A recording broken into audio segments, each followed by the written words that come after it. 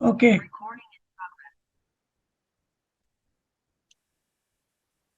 बहुत बढ़िया।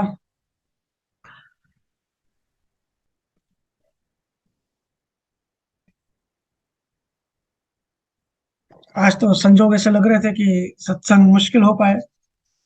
एक तो होली, और ऊपर से हर्षा जी भी कश्मीर। हर्षा जी, आप आ गए कंफर्टेबली? जी जी भैया। मैं अभी होटल में ही हूँ, तो मैं पहुंच गई। तो आपका प्रोग्राम तो डिस्टर्ब नहीं हुआ ना? नहीं नहीं भैया, नहीं। ओके। तो सभी संतों को राम राम। आप सभी को मेरा प्यार, आभार और नमस्कार। और सभी को होली की बहुत बहुत बधाई। होली का मौका है तो थोड़ी होली पे बात करते हैं।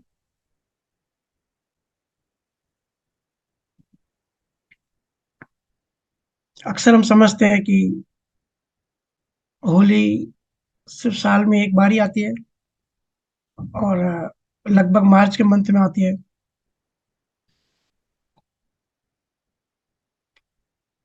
पर ये असली बात नहीं है। ये मत समझना कि होली साल में एक बार ही आती है।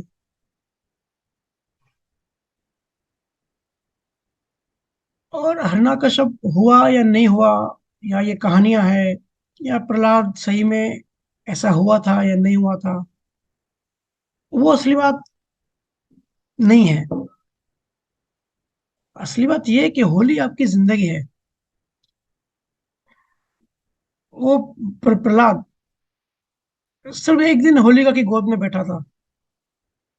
पर सच तो ये कि हम सब पूरा साल 365 डेज होलिका की गोद में बैठते हैं।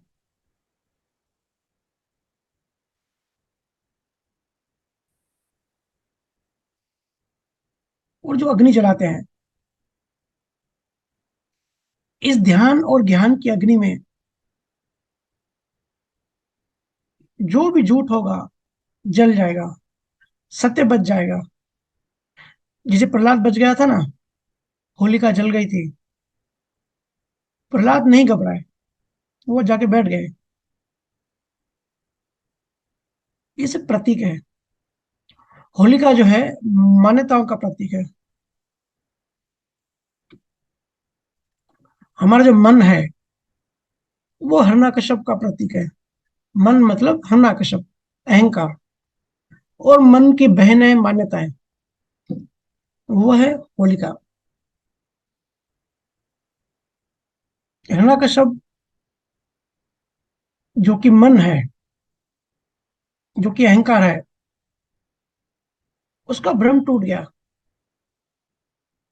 जब होलिका को सत्य के साथ बिठाया। जब भी, ये सिर्फ कहानी की बात नहीं है, जब भी सत्य और मान्यताओं को एक साथ बिठाओगे और ज्ञान अग्नि जलाओगे, तो मान्यताएं जल जाएंगी, सत्य बच जाएगा। इसलिए प्रहलाद सही सलामत निकल गया था।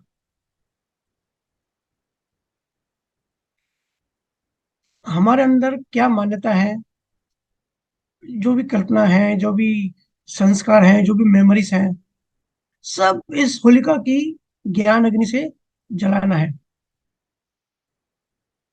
तो वो जो आप जलाते हो ना होली में, पता नहीं क्या मटेरियल यूज करते हैं, मतलब वो धागा जो है वो बच जाता है। तो फिर ये सब प्रतीक है। और जब मान्यताएं जब जल जाती हैं, तो ऐसा सत्य मिलता है, ऐसी सत्य की अनुभूति होती है जो समय के परे है। हम जो भी बात करते हैं, जो भी कल्पना कर सकते हैं, जो भी सोच सकते हैं, जो भी आउट ऑफ द बॉक्स भी जो भी सोचेंगे ना, वो सब समय के अंदर है। आत्मा समय के बाहर है। हम समय में जी रहे हैं, समय में समझ रहे हैं, और समय के बाहर छलांग लगानी है, समय के बाहर जाना है। इसके लिए संतों ने वर्ड यूज किया, समाधि। समाधि का मतलब समय के पार। तो इस अग्नि को बुझने नहीं देना है। ये ज्ञान अग्नि है। हर बुधवार मैं इस अग्नि में तेल डाल रहा हूँ। हर बुधवार इसमें तेल डाला जा रहा है ताकि ये जो ज्ञान अग्नि है ये जलती रहे, बुझे नहीं। और तब तक जलती रहे जब तक सारी मान्यताएं जल नहीं जाती। जब तक हर कोई अपना अपना सत्य पहचान नहीं लेता। इस अग्नि में सब कुछ जला दो। बाहर की होली तो एक दिन होती है, हम कलर्स लगा के खेल के पानी मार के आके घर आके वैसे के वैसे हो जाते हैं। ठीक है, वो एक निमित्त है, एक प्रतीक है, एक सिंबल है। पर इस होली को अपने हृदय में जलते रहने दो। जैसे रस्सी में सांप दिखता है ना, तो रस्सी में सांप दिखे तो सांप तो माया है ही। रस्सी भी सत्य नहीं है, रस्सी महामाया है। ज्ञान की अग्नि से माया भस्म होती है, गायब हो जाती है। माया का मतलब यही होता है कि जो है नहीं लेकिन आभास होता है, हमको लगता है कि है। इल्यूजन, भ्रम। दो चीज मिलके तीसरी चीज पैदा हो गई, उसको कहते हैं माया। है ही नहीं लेकिन आभास कराती है। और ज्ञान अग्नि से वो गायब हो जाती है। और जो गायब हो जाए वो कभी था ही नहीं। उसको गायब करने के लिए होली मनाई जाती है। आज समय आ गया, अब समय आ गया है कि असली बात समझे कि क्या लक्ष्य है इंसानी जीवन का, इस होली का। माया को इसमें भस्म करना है। जो सत्य है वो सत्य की तरह देखना है। जल्द सभी वो आनंद प्राप्त करें, सबको वो आनंद मिले। प्रहलाद का मतलब होता है आनंद। और प्रहलाद जो था ना, प्रहलाद भक्ति और प्रेम का, भक्ति और श्रद्धा का सिंबल था, सिंबल है। लेकिन हम सब फंसे हुए हैं। माया नुकसान कर रही है। माया नुकसान कैसे करती है? माया के आवरणों में जो असली चीज होती है, जो असल सत्य होता है, उसको देख नहीं पाते। और जब सत्य को हम देख नहीं पाते तो सत्य की इच्छा कैसे पैदा होगी, सत्य की प्यास कैसे पैदा होगी, सत्य के बारे में आगे कैसे जाएंगे? और वो भी आज के जमाने में, इंफॉर्मेशन टेक्नोलॉजी में, जहाँ जो दिखाई देता है वो बस वही है। जो नहीं दिखाई देता उस कैसे उसकी बात करें, कैसे इंटरेस्ट पैदा करें? नकली रंगों की इच्छाओं में बैठे रहते हो और इच्छाएं पूरी करने में लगे रहते हो। होली अहंकार पर प्रेम की विजय का, झूठ कपट से भरे हुए होलिका के ऊपर सत्य और भक्ति से भरे हुए प्रहलाद की विजय का उत्सव है। होली त्योहार फिर से बच्चा बनने का मौका है। फिर से बच्चा बन जाओ। फिर से बच्चा बन जाओ का मतलब है कि कुछ भी जमा मत करो। हम बड़े हो जाते हैं ना, जब अहंकार विकसित हो जाता है तो चीजें सेव करने लगते हैं। जैसे किसी छोटे बच्चे को चार थप्पड़ मारो, वो रोएगा, उसको दर्द भी होगा, बट याद नहीं रखेगा। दूसरे दिन वैसा का वैसा हो जाएगा और ऐसा हो जाएगा जैसे कल थप्पड़ उसको मारी नहीं थी। और किसी बड़े को चार थप्पड़ मारो, पहले तो आठ थप्पड़ वो मारेगा और हमेशा के लिए याद रखेगा। चार थप्पड़ तो एक दिन पड़ी, लेकिन वो मन उसको जिंदगी भर मारता रहेगा, क्योंकि सेव कर लिया अंदर। तो इस सेविंग, जो हमने सेविंग कर रखी है ना, महावीर इसको कहते हैं परगिर। घर में जो भी कचरा है, जो भी सेविंग करके रखा है, सब जला दो। कोई मान्यता पड़ी हो, कल्पनाएं हो, इच्छाएं हो, संस्कार हो, सब डाल दो। होली राग द्वेष हटाने का त्योहार है।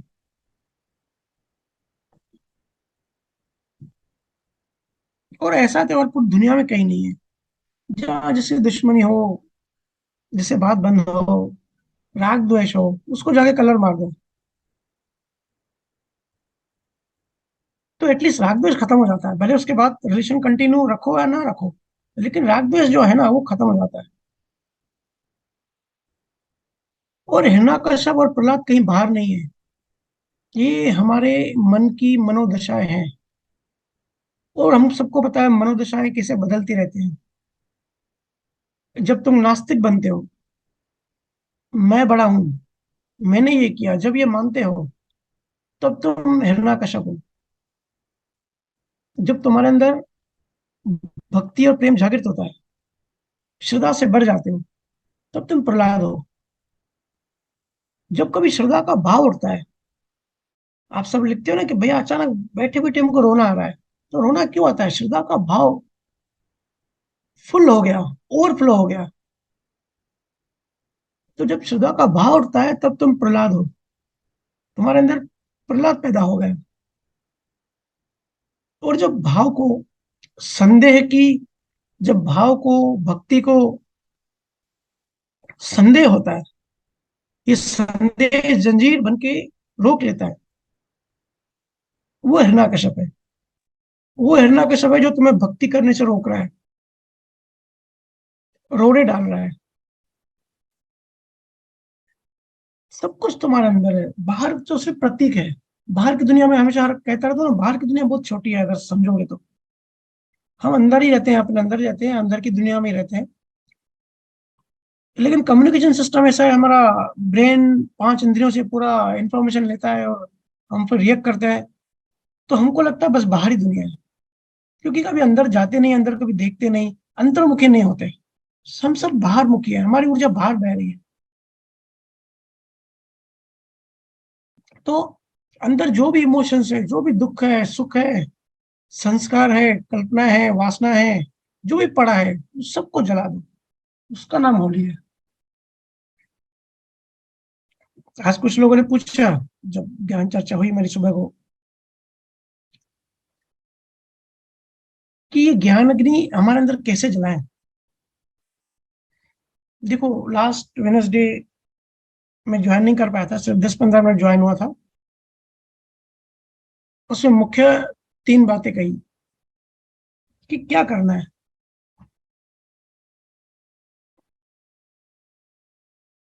एक संत को सत्य पाने के लिए प्रेजेंट टाइम में क्या करना चाहिए। तो 3 मुख्य बातें हैं।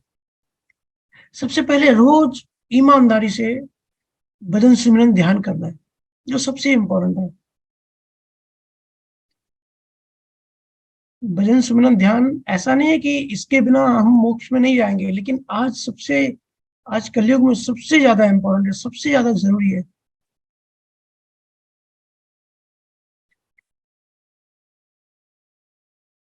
दूसरा, वीकली सत्संग सुनना है, सत्संग सुनते रहना है।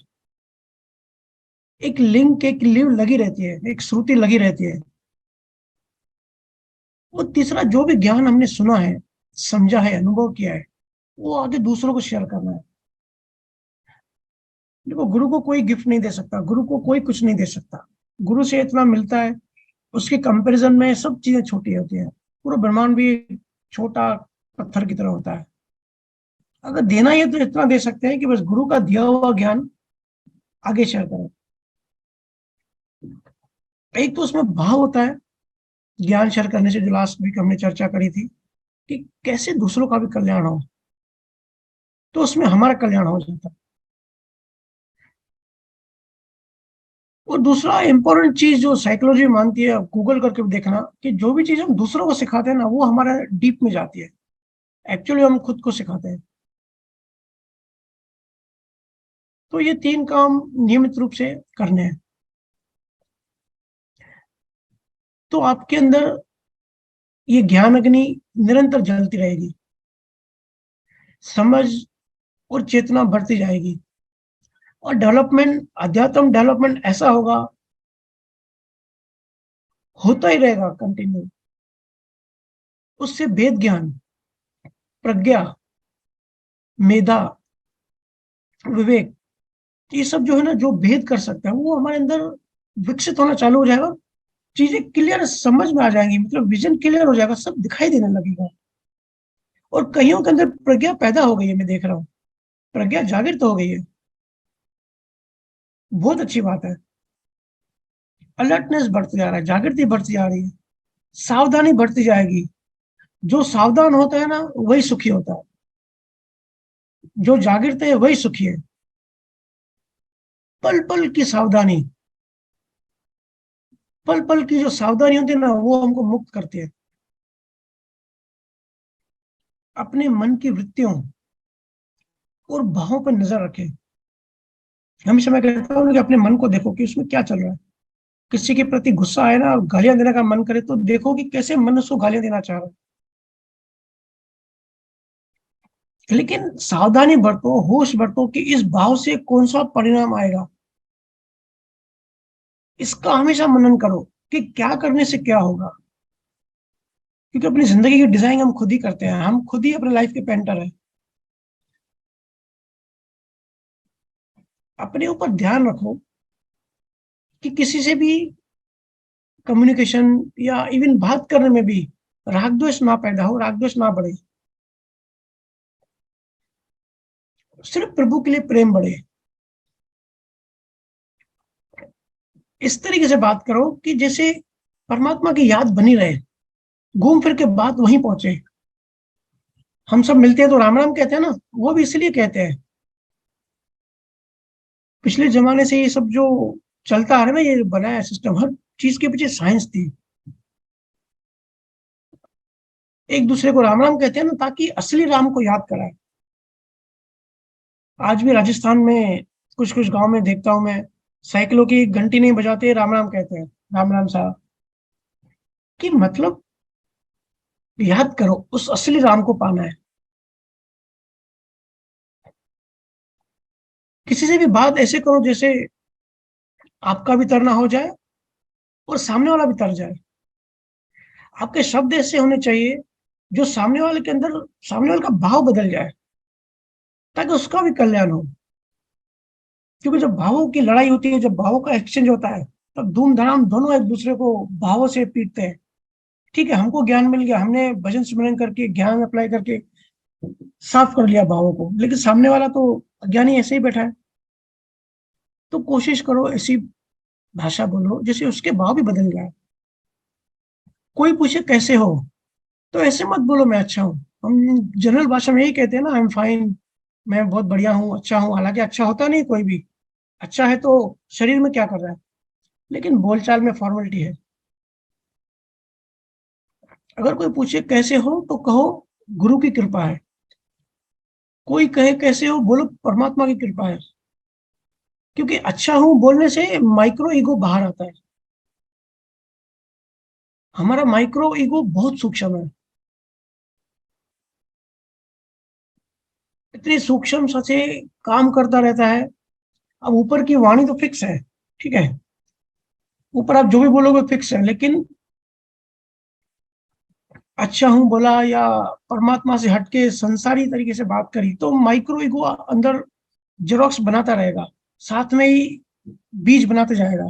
बाहर जो भी कर रहे हैं ऊपर से, अंदर वो बनाते जाएगा। अंदर एक मशीन चालू है।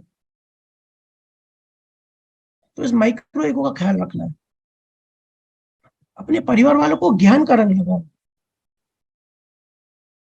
कोई भी कहे कैसे हो, बोलो गुरु की कृपा से सबसे श्रेष्ठ हूँ। आज भी बहुत सारे अज्ञानी मानते हैं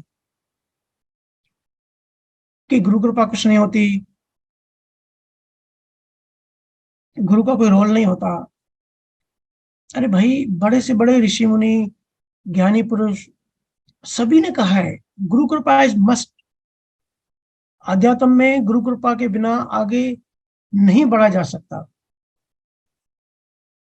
इस पे तर्क वितर्क हो सकता है, आर्गुमेंट हो सकती है। तो अगर परमात्मा को कम्युनिकेशन में भी याद करो, आम बोलचाल में भी याद रखो, तो संसार से जो कनेक्शन है ना, वो ढीला हो जाता है। भले थोड़ी देर के लिए सही, मैं नहीं बोल रहा हूँ कि भाई ज्ञानी हो जाएंगे या ध्यान हट जाएगा, लेकिन थोड़ी देर के लिए संसार ढीला तो हो ही जाएगा। इसलिए देखो, भारत में जो नाम होते हैं ना, कृष्णा और विष्णु और महेश, सब भगवान के नाम पे रखने की एक प्रथा थी पहले, क्योंकि असली उद्देश्य वही है और हमको वही जाना है, तो याद कराने के तरीके हैं सब।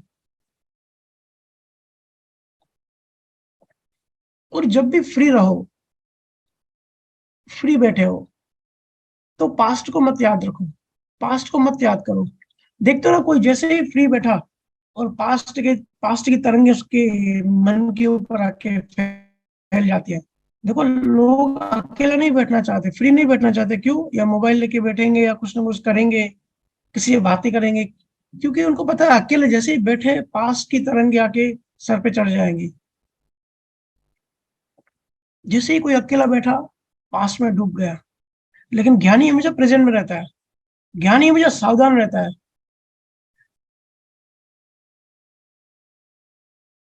अपने मन के भाव को, विचारों को देखो कि अंदर चल क्या रहा है और क्या स्पीड से चल रही है। बात को समझो। आपने अगर आज एक क्रोध किया, तो आगे 500 क्रोध आएंगे। आपने कभी सोचा नहीं होगा कि प्रारब्ध कर्म भुगतते समय भी फिर से नए कर्म कैसे बन जाते हैं। बिल्कुल छोटी छोटी बातों से, बिल्कुल साधारण बात, कोई मोक्ष की कोई बड़ी बड़ी बात फिलोसॉफिकल बातें में करना पसंद नहीं करता। बिल्कुल छोटी बातें जो आम इंसान आज फेस कर रहा है। आपने किसी को चांटा मारा, किसी को पेन देने का भाव किया, तो उसका रिजल्ट ये आएगा कि आपको फ्रैक्चर होगा, या एक्सीडेंट होगा, या आपको कोई डांटेगा, या कोई कुत्ता ऐसे ही बाइट कर जाएगा, या कोई गाय आएगी सींग मार के चली जाएगी। हर भाव का इंटेंसिटी के हिसाब से हमको उतनी सजा मिलती है।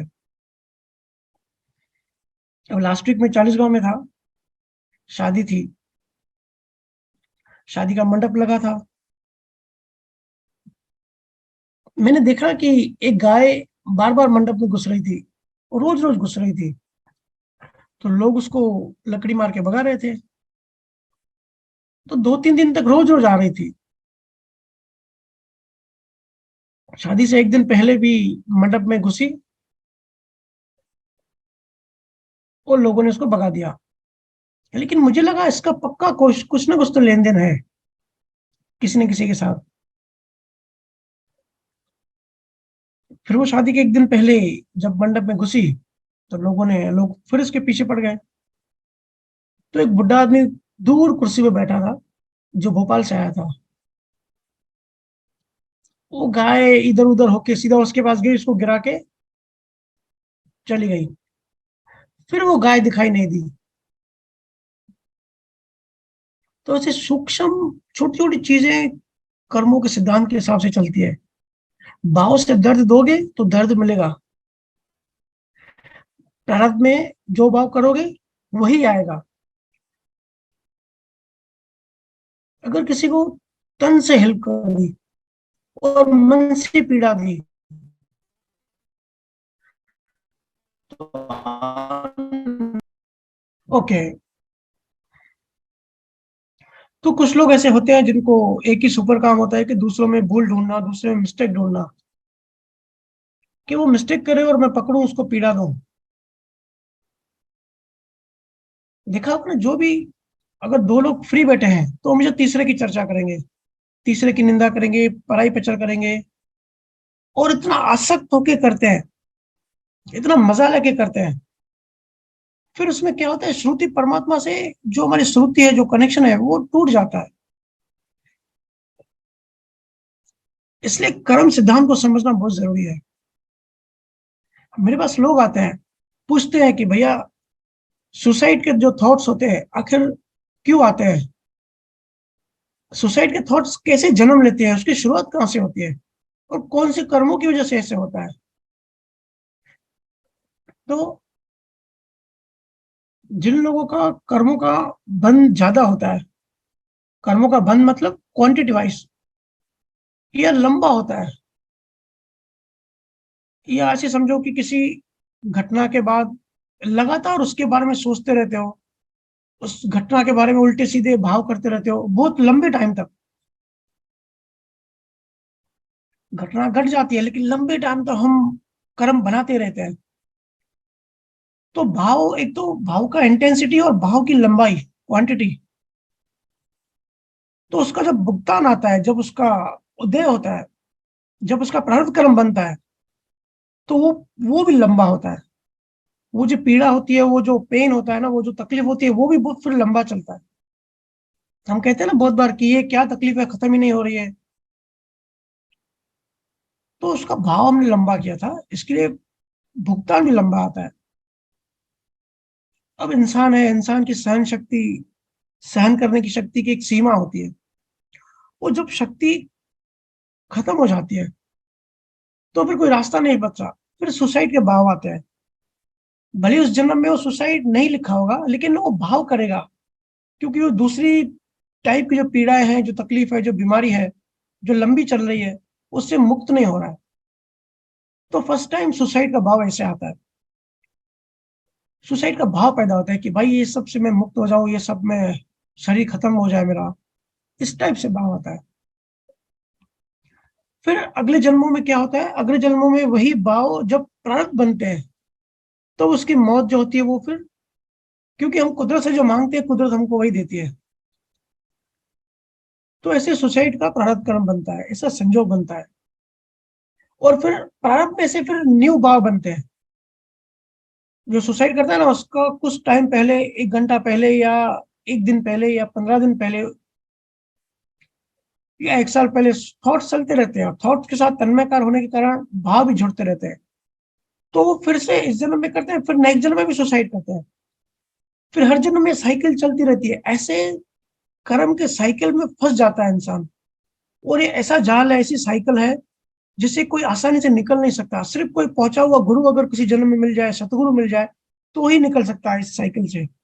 बहुत जबरदस्त साइकिल है ये। आप सब सोचो, क्या सुबह उठे हो, आप सुबह से कैसे भाव आए होंगे, कैसे कैसे भाव किए हैं।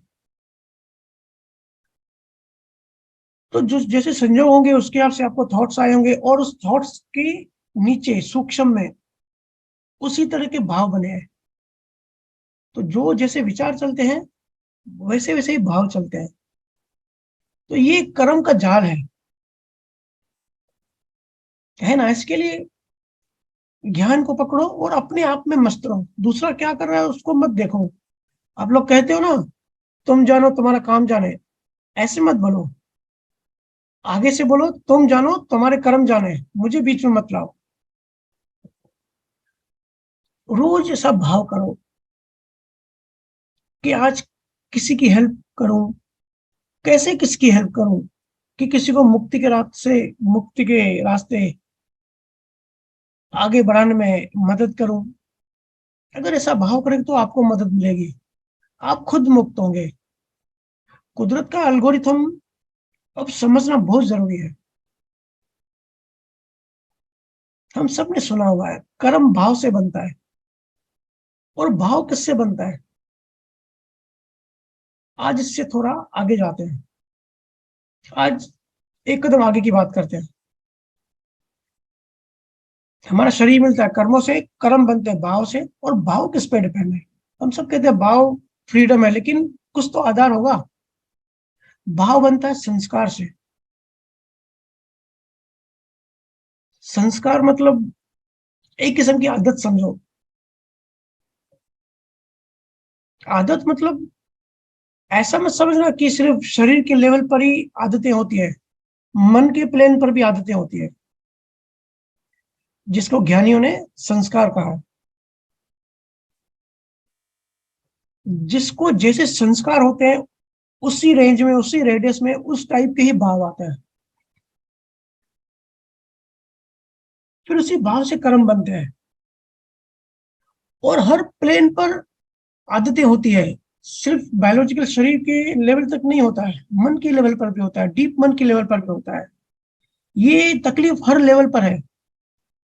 इसलिए मैं कहता हूँ ना, मन की सफाई सबसे अध्यात्म में इंपॉर्टेंट चीज लोग मिस कर रहे हैं, मन की सफाई। क्योंकि ऑलरेडी जो कचरा इतना पड़ा है, हम लोग आज कलयुग में है, मोक्ष में नहीं गए, मतलब हमारे अंदर बहुत कुछ पड़ा है। तो भाई बड़ी बड़ी ज्ञान की बातें तो बाद में करो, लेकिन अपनी पहले सफाई तो करो। नहीं करोगे तो सिर्फ बातें बातें रह जाएंगी।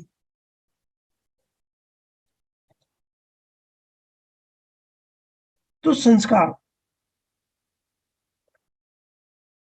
और हमको कोई आदत क्यों लगती है, इवन शरीर की लेवल पर भी, या कोई भी एडिक्शन क्यों होती है, क्यों किसी चीज की इतनी क्राविंग होती है, आज इसको भी समझते हैं। क्योंकि हम जिस कॉन्सेप्ट को समझ गए, जिस साइंस को समझ गए, वहां हमारी जागृति बढ़ जाएगी, वहां हम नेक्स्ट टाइम जागृत रह पाएंगे। तो आदतें क्यों पड़ती है, मन की आदत और संस्कार के बारे में पूरा का पूरा डिटेल में चर्चा करेंगे आगे। पर आज बात करते हैं बायोलॉजिकल आदत भी क्यों पड़ती है। तो देखो, इंसान है ना, इंसान का जो बेसिक नेचर है वो है खुशी ढूंढना। ठीक है, कोई भी चीज खाने से, या दारू पीने से, या चाय पीने से, या पिज्जा खाने से, या कोई भी चीज, या मोबाइल चलाने से, जिस चीज में हमको मजा आता है, जिस चीज में हमको प्लेजर मिलता है, खुशी मिलती है, तो हमारे ब्रेन में एक खुशी का हार्मोन पैदा होता है, डोपामाइन। डोपामाइन, ठीक है, हमने ये चर्चा करी है पहले भी। तो जब वो हार्मोन पैदा होता है, जब वो रिलीज होता है, तो हमको खुशी का एहसास होता है, हम सबको अच्छा लगता है। तो हम जब मोबाइल चलाते रहते हैं ना, तो हमारे ब्रेन में बहुत सारे डोपामाइन बनने लगते हैं, ब्रेन तेजी से वो पैदा करता है, तो हमको वो मजा आता है, क्योंकि वो खुशी का हार्मोन है, तो हमको खुशी होती है। और जो जो ऐप बनाते हैं ना, मोबाइल ऐप्स, तो वो जो इंजीनियर्स होते हैं, वो इतना दिमाग से ऐप्स बनाते हैं। जैसे इंस्टाग्राम पे रील्स देख रहे हो, तो उनको पता है मन का नियम क्या है। मन का नियम है कि मन को नयापन चाहिए, मन को मजा आता है नई नई चीजों से। तो उन्होंने 10 सेकंड 15 सेकंड का रील का सिस्टम बनाया कि नए नए रील्स देखते रहो, नई नई चीज आपके सामने आती रहेगी, और आप 5 5 घंटे बैठे रहोगे मोबाइल पे, आपको पता ही नहीं पड़ेगा। तो इंजीनियर्स के जाल में आप फंसते हो। तो हम मोबाइल चलाते रहते हैं, हमारे ब्रेन में वो हार्मोन बनता रहता है, डोपामाइन का, मजा आता रहता है। फिर एक लेवल तक, एक इंटरवल के बाद हमारा ब्रेन थक जाता है और हार्मोन बनाना बंद कर देता है। और एक ब्रेक के बाद, एक इंटरवल के बाद, डोपामाइन की लेवल हमारे ब्रेन में कम होती जाती है। तो जब लेवल, डोपामाइन की लेवल जब कम होती है हमारे ब्रेन में, तो हमारी खुशी भी कम होने लगती है। लेकिन हमको तो खुशी चाहिए हर हर टाइम, हर पल। तो जब रियलाइज होता है कि अभी डोपामाइन कम हो रहा है, तो हमें उस चीज की क्राइविंग होती है, ब्रेन जो है ना उस चीज को मांगता है, क्राइविंग करता है कि भाई ये चीज करो। तो वापस से डोपामाइन बनने का सिस्टम चालू हो। तो जब क्राइविंग होती है, आप बार बार, आपको पता भी नहीं पड़ता, सबकॉन्शियसली आप बार बार मोबाइल उठाते हो, क्यों? क्योंकि क्राइविंग होती है, बार बार मोबाइल हाथ में ले लेते हो, वही वही रील्स देखते हो। एक्चुअली आप अपने ब्रेन में खुशी के हार्मोन्स बनाने की कोशिश कर रहे हो। तो जब भी ब्रेन में डोपामाइन कम होगा, ब्रेन इसकी क्राइविंग करेगा। तो इससे क्या होता है, आदत बन जाती है बार बार वही चीज करने से। बार बार वही चीज करो, बार बार वही चीज करो। इसलिए देखते हो ना, थोड़ी थोड़ी देर में इंसान मोबाइल रखेगा, फिर मोबाइल उठा के देखेगा, और इतनी बेहोशी में देखता है, इतनी बेहोशी, इतना सबकॉन्शियसली वो उठा दे मोबाइल। मैं तो आज भी ट्रेन में आ रहा था, मुंबई गया था, आज ही आया, और ट्रेन में देख रहा था लोगों को मोबाइल रख रहे थे जेब में, फिर 2 मिनट के बाद निकाल के देख रहे थे बार बार। तो ऐसे क्यों होता है? आप सब भी मोबाइल उठा के देखते ही होंगे। अभी भी सत्संग चालू है, लेकिन आप में से कुछ लोगों को लगता होगा कि भाई मोबाइल उठा के जूम ऐप से हट के व्हाट्सएप में देखूं, इंस्टाग्राम में देखूं, फेसबुक में देखूं क्या चल रहा है ना? कुछ लोग चला भी रहे होंगे। तो ये क्या हो रहा है? डोपामाइन की ब्रेन में कमी हो रही है, इसलिए क्राइविंग हो रही है, बार बार मांग हो रही है उस चीज की। तो अगर आपको भी किसी भी चीज की क्राइविंग हो रही है, जरूरत महसूस हो रही है, तो समझ जाना कि डोपामाइन का जो प्लेजर लूप है उसमें आप फंस गए हो, और इस लूप की वजह से एडिक्शन, आदत पड़ जाती है। तो इन सब से निकलना बहुत मुश्किल हो जाता है। आज हमारा जीने का ढंग ऐसा है ना, निकलना बहुत मुश्किल है। किसी भी भीड़ भाड़ में देखो, और सब चीजें छोड़ो, देखो मोबाइल की कितनी एडिक्शंस है। तो उससे बाहर कैसे आए? तो भजन सिमरन ध्यान से बाहर आ सकते हो। क्योंकि क्या होता है, भजन सिमरन से वैसे ही हमारा ब्रेन में अगर लेवल कम है, डोपामाइन के अगर लेवल कम है, तो वैसे ही भजन सिमरन से वो डोपामाइन की लेवल बढ़ जाती है, और क्राइविंग हमको कम होती जाती है। क्राइविंग कम, क्राइविंग बिल्कुल जीरो हो जाती है एक लेवल के बाद। क्योंकि ब्रेन में जो सेरिब्रम के पीछे जो हाइपोथैलेमस होता है, अब गूगल करना, जो ब्रेन का मेन पार्ट होता है, उसको संतों ने भ्रिकुटी कहा है। और जो दसम द्वार की जो यात्रा करते हैं वो त्रिकुटी, उसके ऊपर से वो क्रॉस करते निकल जाते हैं। तो भजन सिमरन जब त्रिकुटी पहुंचता है या उसके बाद भी, तो ये जो हाइपोथैलेमस है ये एक्टिवेट हो जाता है, और ये सहज ही एक्टिवेट हो जाता है, कुछ करने की जरूरत नहीं पड़ती। उसके बाद क्या होता है, ब्रेन जो है बैलेंस्ड हार्मोन्स बनाते रहता है। तो किसी चीज की हमको इतनी ज्यादा क्राविंग नहीं होती, अगर अच्छी अच्छी क्वालिटी से रेगुलर भजन सिमरन कर रहे हैं तो, ध्यान कर रहे हैं तो। तो जिसको कर्म सिद्धांत अनुभव में आ गया, ज्ञान अनुभव में आ गया, तो वो किसी भी परिस्थिति में, घर में कैसा भी माहौल हो, दुकान कैसा भी हो, हर जगह बैलेंस रख पाता है, हर जगह संभाव में रह पाता है। आप पूछते हो भैया संभाव में कैसे रहे, बाहर की जिंदगी तो अप डाउन चलती रहती है। तो वो तो चलती रहेगी, बाहर तो महावीर भी सुखी नहीं थे और कृष्णा भी सुखी नहीं थे, कोई भी नहीं था। सबकी जिंदगी अप डाउन रहते ही हैं। No one is perfect. हम अगर ऐसा एक्सपेक्ट करें कि लाइफ परफेक्ट हो जाए, बाहर सब अच्छा हो जाए, तो ऐसा कभी किसी के साथ नहीं हुआ। हाँ, बाहर से कनेक्ट मत करो, किसी भी चीज को बाहर से कनेक्ट मत करो। बाहर जो भी हो रहा है होने दो, अंदर बार आप कनेक्ट मत करो, डिस्टेंस मेंटेन करके चलो। कभी लगे कि भाई मैं ज्ञानी हो गया हूं, तो खुद से पूछो, क्या मैं शांत हूँ? और कुछ मत पूछो, सिर्फ इतना पूछो, क्या मैं शांत हूँ? क्या मुझे कोई चिंता नहीं है? क्या मेरे मन में हलचल नहीं है? अगर हलचल है तो ज्ञान नहीं है, ज्ञान का भ्रम है। क्योंकि संतों ने कहा है चिंता मिटी वो पहला मोक्ष है। अगर कोई ज्ञानी भी है और साथ में चिंता भी है, तो ज्ञान नहीं है, ज्ञान का भ्रम है। या तो शाब्दिक ज्ञान है, मेमोराइज ज्ञान है, अनुभव ज्ञान नहीं है। कर्म सिद्धांत से अपने आप में हर बात का सोल्यूशन आ जाता है। हर किसी को कुछ ना कुछ प्रॉब्लम अटैक करता है। जैसे अस्थमा होता है ना, कई लोगों को अस्थमा अटैक करता है, तो वो अपने साथ क्या रखते हैं, एक पिल्स रखते हैं, या एक पंप रखते हैं, कि भाई जब भी अटैक आएगा, आ, ये पिल्स हमने ले लिए। तो वैसे ही मैं चाहता हूँ कि आप सब भी ज्ञान का पिल्स अपने पास हमेशा रखें। जब भी समय का अटैक आए, जब भी संजोग भारी हो, ज्ञान के पिल्स ले लीजिए, तो आपको असर नहीं होगा। इसलिए सावधान, जो सावधान है वो सुखी है। जैसे फिसलन होती है, बारिश के मौसम में फिसलन होती है ना, तो कैसे सावधान होकर चलते हो, एक एक कदम बिल्कुल जागृति से कदम बाय कदम रखते हो। लास्ट वीक में बांद्रा गया था, मुंबई में मीटिंग में, तो वहां थोड़ा टाइम बच गया। तो सामने ही बैंड स्टैंड है, समुद्र का बीच है, बीच पे जाके बैठ गया कि भाई कुछ ऑब्जर्व करूं। तो वहां मैंने देखा पत्थरों पर काफी फिसलन जमा हुई थी। हालांकि बारिश का मौसम नहीं है, लेकिन फिर भी समुद्र का किनारा है, तो फिसलन थी। और समुद्र में अंदर जाने के लिए वो पत्थरों को क्रॉस होके जाना पड़ रहा था। तो मैं देख रहा था दूर से लड़के लड़कियां हंसते खेलते मस्ती करते हुए आ रहे थे, लेकिन जैसे ही पत्थरों पे पैर रख रहे थे, फिसलन देखी, तो एक दूसरे को बोल रहे थे, अरे भाई फिसलन है, ध्यान से चलो।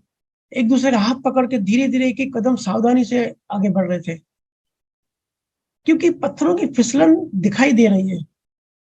और अगर स्लिप हो गए, गिर गए, तो वो जो चोट लगेगी, जो फ्रैक्चर होगा, वो भी दिखाई दे रहा है। इसके लिए वहां सावधानी से चलते हैं। लेकिन ये मन की जो फिसलन है ना, ये हमको दिखाई नहीं देती। और हम रोज रोज स्लिप हो रहे हैं, रोज रोज गिर रहे हैं, और रोज रोज चोट भी लगती है, और इतनी गहरी चोट लगती है, लेकिन उसका कारण हमको पता नहीं होता। हमको वो चोट दिखाई नहीं देती, सिर्फ पेन फील होता है। इसलिए जागृति बढ़ाओ। 1 घंटा भजन सिमरन करना है, 23 घंटा जागृति की अवस्था में रहो। सत्संग के जो वर्ड्स आप सुन रहे हो ना, ये सब पिछले जन्मों के पुण्य के कर्मों के आधार से ऐसा प्रारब्ध बना।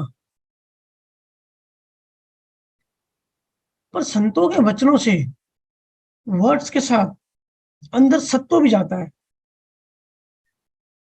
जिससे धीरे धीरे जागृति बढ़ती रहती है। शब्दों से जागृति नहीं आती, सत्व से जागृति आती है। और यही तो फर्क है यूट्यूब ज्ञान का और गुरु ज्ञान का। यूट्यूब से आपके अंदर सिर्फ वर्ड्स जाते हैं, सिर्फ शब्द जाते हैं, जो कि बुद्धि में जाके बैठ जाते हैं, बुद्धि को जाके भरते हैं, मेमोरी में जाको फिक्स हो जाते हैं, पर अंदर संतुष्टि नहीं देते। अंदर एक प्यास नहीं मिटती, आनंद नहीं मिलता, एक बेचैनी लगी रहती है। हमारे डीप कोर में ना एक बेचैनी लगी रहती है, क्योंकि जहां बीमारी है वहां दवाई नहीं पहुंचती। पर संतों के वर्ड्स के साथ अंदर सत्व भी जाता है, जो संपूर्ण आनंद का आभास कराता है और मुक्त करता है।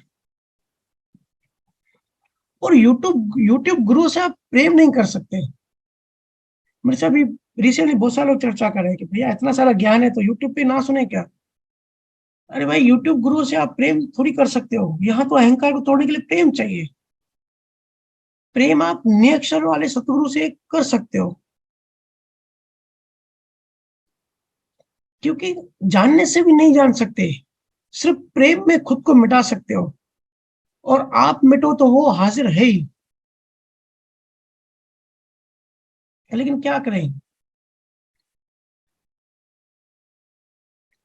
वो नकली गुरु वही होते हैं जहां असली गुरु होते हैं। आपने कभी 300 का नोट देखा? 300 का नकली नोट देखा? हमेशा नकली नोट देखा होगा, 500 का देखा होगा, क्योंकि 500 का असली नोट भी है तो उसका नकली बन बन सकता है। तो असली संत होते हैं, इसलिए नकली संत भी हो सकते हैं। और सुखरानी महाराज की एक अच्छी साखी भी है। महाराज जी कहते हैं, सतगुरु बिना मोक्ष नहीं पावे, 100 गुरु करो नित दहाड़ी, ज्ञान बिना सब गांगी रोलो, कहाँ संत से बाड़ी। कितना कॉन्फिडेंस से, कितनी ऊंची बात कर रहे हैं। सतगुरु बिना मोक्ष नहीं पावे। आप कुछ भी कर लो, सतगुरु के बिना मोक्ष नहीं मिलेगा, मोक्ष नहीं मिलेगा। 100 गुरु करो नित्य नहाड़ी, चाहे 100 गुरु करो। देखो 300 साल पहले महाराज जी कह रहे हैं। एक बांदा था, बांदा के साथ उनकी चर्चा चलती रहती थी। बांदा सवाल जवाब करते रहते थे, वो महाराज जी उनको समझाते रहते थे। तो कह रहे हैं 100 गुरु करो नित्य दहाड़ी, ज्ञान बिना सब घांगी रोलो। मतलब ज्ञान के बिना घांगी रोलो, मतलब जो मतलब का नहीं है, सब वेस्ट है। कहाँ संत से बाड़ी। क्योंकि ये ऊर्जा का खेल है भाई, ये सिर्फ इंफॉर्मेशन का खेल नहीं है। गुरु शिष्य में अपनी ऊर्जा उतारता है।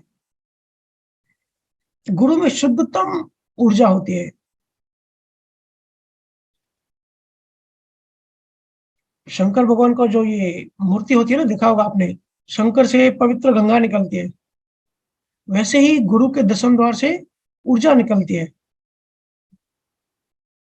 और वो ऊर्जा शिष्य की तरफ बहती है। गंगा एक सिंबल है, इसलिए झुकना शिष्य का धर्म बताया गया है।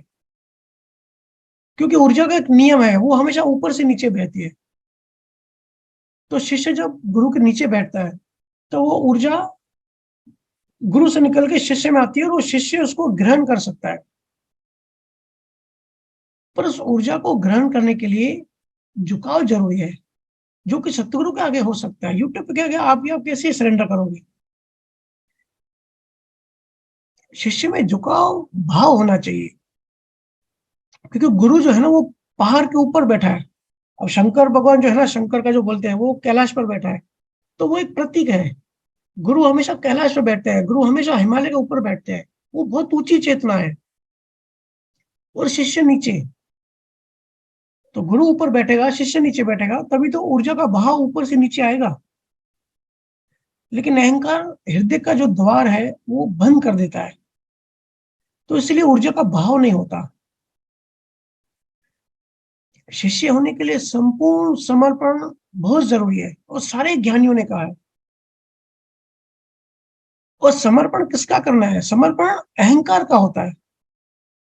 और जब अहंकार का समर्पण होता है, तो ऊर्जा ग्रहण कर सकते हैं। अहंकार को ही समर्पित करना होता है। और समर्पण भी लाइव गुरु, जो जिंदा गुरु होता है ना, सतगुरु, उसके सामने हो सकता है। गुरु ही परमात्मा है, परमात्मा ही गुरु है।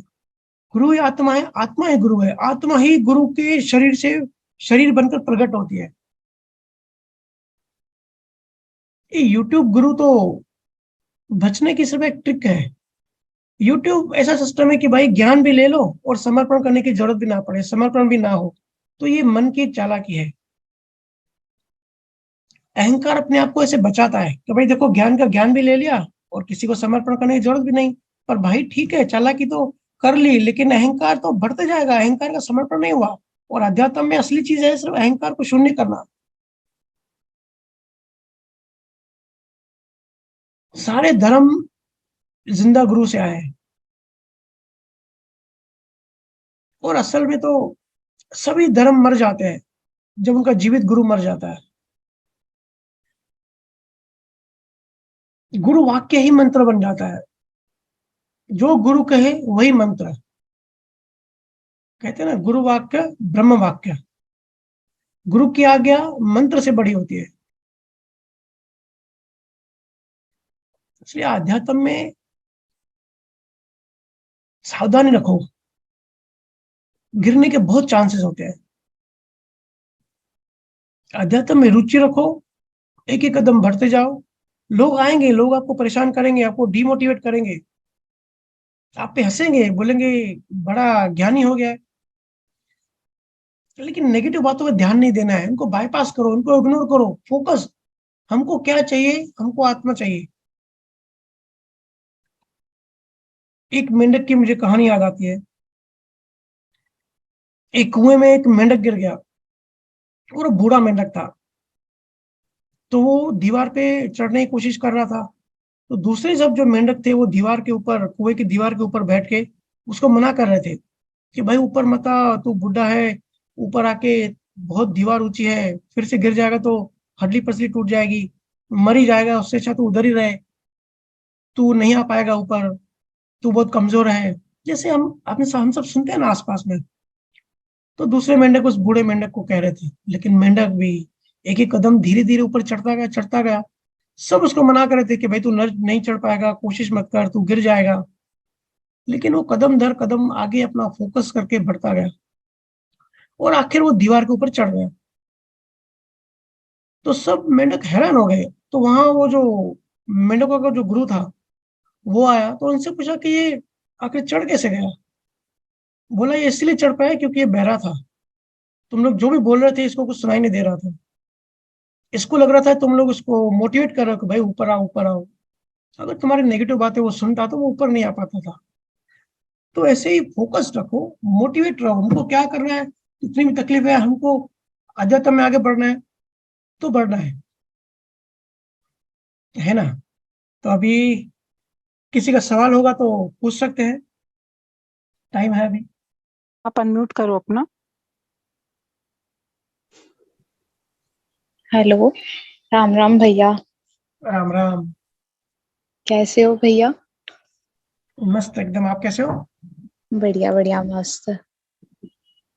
भैया मेरा क्वेश्चन ये था कि जैसे सत्संग सुन रहे हैं लेकिन वो इम्प्लीमेंट नहीं हो रहा है। जैसे लास्ट वीक आपने बोला था कि हम्म। फुल वीक तक किसी एक को आपको हंसाना है, खुश हम्म। करना है। तो हम्म। वो चीज मैंने भाव तो किया अंदर से, हम्म। बट वो चीज प्रैक्टिकल लाइफ में नहीं हुई। और उसके बाद फिर मैं बहुत डीमोटिवेट हो गई कि ऐसा क्यों नहीं हो रहा है, वो पेशेंस लेवल नहीं आ रहा है, ऐसा क्यों? देखो, हम बाहर से कुछ भी करते हैं, किसी को खुश करते हैं, किसी को दुखी करते हैं, हमारे द्वारा कोई दुखी होता है, किसी के चेहरे पे हमारे द्वारा स्माइल आती है, ये सब प्रारब्ध कर्मों के अधीन है। ये ना आपके कंट्रोल में है ना मेरे कंट्रोल में। ठीक है। सत्संग में जो बोला जाता है कि आप ऐसी कोशिश करो, ये इसके लिए बोला जाता है ताकि आप भाव करो। और आपने कहा कि मैंने भाव किया तो आप सक्सेस हो गए। मेरा जो उद्देश्य है कि भाई सब लोग ऐसे भाव करें, क्योंकि भाव जो आपने किया वो आपने एक नई चीज, एक नया एक बीज पैदा कर दिया, जो आगे के जन्मों में आपको और भक्ति की राह में आगे बढ़ाएगा। आपने किसी की हेल्प करने के भाव किया तो आगे आपको हेल्प मिलेगी। एक्चुअली में प्रैक्टिकली हम हेल्प कर पाते हैं या नहीं कर पाते हैं वो तो संजोग अधीन है। कभी संजोग मिलेंगे, कभी संजोग नहीं भी मिलेंगे। तो ये लिखा रहता है, जिसे हम सत्संग में कहते हैं कि रोज भजन सिमरन ध्यान करो, कोशिश करो कि सत्संग मिस ना हो, सत्संग सुनो और रिकॉर्डिंग सुनो। तो जरूरी नहीं है कि हर कोई सत्संग में ज्वाइन कर पाए, लाइव सत्संग में, या रिकॉर्डिंग सुन पाए। उनका शेड्यूल बिजी होगा या दूसरा कुछ होगा, तो वो संजोग के आधार पे है। लेकिन ये जो बोला जाता है ना कि आप ऐसे करो, ताकि एक अंदर से सहज कोशिश करो, सहज पुरुषार्थ करो। ये सब आपसे पुरुषार्थ, सूक्ष्म में पुरुषार्थ कराया जा रहा है। तो इसमें डिमोटिवेट होने की जरूरत नहीं है। आपने ऑलरेडी टारगेट अचीव कर लिया, आपने ऑलरेडी वो कर लिया जिसके लिए, जिस काम के लिए आपको बोला गया था। मैंने उस टाइम कहा भी था ना कि अगर ना कर सको तो एटलीस्ट भाव करो। क्योंकि हम्म। आज आज इंसान की फितरत ऐसी है कि भाव भी नहीं करते हम सब भाव से भी गए हैं। तो गुरु को पता होता है कि भाई एल्गोरिथम कुदरत का कैसे काम करता है, कैसे किसी को परमात्मा के नजदीक लाया जाए। तो इसके लिए ज्ञानी ने कहा है बार बार कि गुरु आज्ञा मानो। गुरु आज्ञा क्यों? क्योंकि गुरु को पता है कि उसको कैसे मॉडिफाई करके परमात्मा के पास लाया जा सकता है, किस तरीके के भाव करवाना चाहिए। क्योंकि बिना संजोग के भाव भी नहीं होते, और अगर संजोग मिलते ही नहीं है। अब जैसे लास्ट मंथ मेरे को किसी ने कहा कि भैया हेल्प करने की इच्छा हो रही है, तो मैंने बोला एक काम करो, हॉस्पिटल में जाओ और जो भी आपको दुखी दिखे, जिसको भी लगे कि भाई मेडिसिन, पेन है लेकिन मेडिसिन नहीं है, उसको हेल्प कर दो, सिंपल।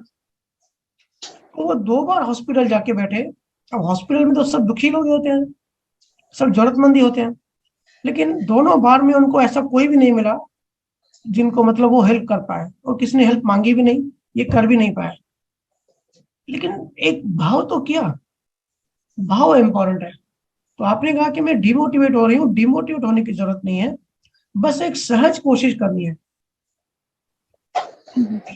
ये चीज ऐसी नहीं है, संसार उद्देश्य जैसे नहीं है कि संसार में हम कुछ पाना चाहते हैं कि यहाँ जॉब मिले, मेरे को पढ़ाई में ऐसी मार्क्स चाहिए, फिर नहीं मिलती तो हम दुखी हो जाते हैं। अध्यात्म की सहज कोशिश होती है कि भाई जितना हुआ जैसे हुआ ठीक है। हम कहते हैं 1 घंटा सुमिरन करो, 40 मिनट करो, लेकिन कोई की आधा घंटा कर पाता है, कोई 20 मिनट कर पाता है, ठीक है, कोशिश तो की। कोई कोई सुमिरन नहीं कर पाता, लेकिन भाव तो किया कि भाई परमात्मा को पाना है, आत्मा को पाना है, मोक्ष पाना है। इसके लिए भाव तो किया, तो वो भाव काम करता है। ठीक है, तो डिमोटिवेट होने की कोई जरूरत नहीं है। ऐसा भाव आप करते रहो, ऐसे सहज कोशिश करते रहो। क्योंकि जब बाहर से हम पुरुषार्थ करते हैं ना, पुरुषार्थ भी बड़ा सूक्ष्म होता है।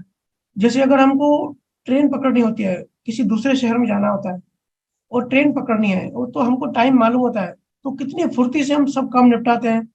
कोई कितना भी लेट लतीफ हो, कोई मेरे जैसा हो जो लास्ट मोमेंट पे सब पूरा बैग पैक करता है, लास्ट मोमेंट में सब करता है, तो भी वो ट्रेन के टाइम के हिसाब से फुर्ती दिखाएगा और पुरुषार्थ करेगा। और कोई कहीं बाहर जा रहा हो और खुद का गाड़ी हो, खुद का गाड़ी ड्राइव करके जाए, तो कहते सुस्ती होती है, चलो यार अभी नहीं, 1 घंटे बाद निकलेंगे, आधे घंटे बाद निकलेंगे, अपनी गाड़ी तो है। तो देखो पुरुषार्थ तो है दोनों में, लेकिन कितना सूक्ष्म फर्क है। ऐसे ही आंतरिक पुरुषार्थ में भी सूक्ष्म फर्क होता है।